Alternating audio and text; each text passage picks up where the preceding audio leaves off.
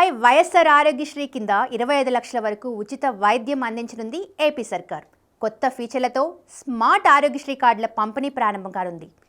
కార్డులో QR code, లబ్ధిదారుని photo, electronic health రికార్డులో పొందుపరిచిన లబ్ధిదారుని ఆరోగ్య వివరాలతో ఏబీహెచ్ఏ ఐడి అందించనున్నారు. 4.52 లక్షల మంది లబ్ధిదారులకు ఆరోగ్యశ్రీ సేవలపై అవగాహన కల్పించనున్నారు.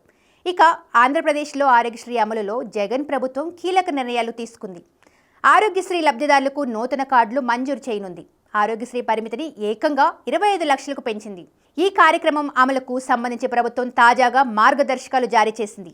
ప్రతి ఇంట్లో ఒకరికి ఆరోగ్యశ్రీ యాప్ తప్పనిసరి చేసింది. ప్రతి ఇంటికి వెళ్లాలని అధికారులను సీఎం ఆదేశించారు. అలాగే దిశ యాప్ తరహాలో రూపొందించిన ఆరోగ్యశ్రీ యాప్ను కూడా ఇంటిలో ఒకరికి ఫోన్లో డౌన్లోడ్ చేయాల్సి ఉంటుందని ఏపీ సర్కార్ పేర్కొంది. ఆరోగ్యశ్రీ పరిమితిని 5 లక్షల నుంచి 25 లక్షలకు పెంచుతున్నట్లు ప్రభుత్వం ప్రకటించింది. ఈ నేపథ్యంలోనే కొత్త కార్డులను కూడా జారీ చేస్తుంది. ఇంటింటికి వెళ్తున్న సిబ్బంది వీటిపై ప్రజలకు అవగాహన కల్పించాలన్నారు. ఇంటి యజమాని ఈ కేవైసీ తీసుకునే బాధ్యతను వాలంటీర్లకు అప్పగించారు.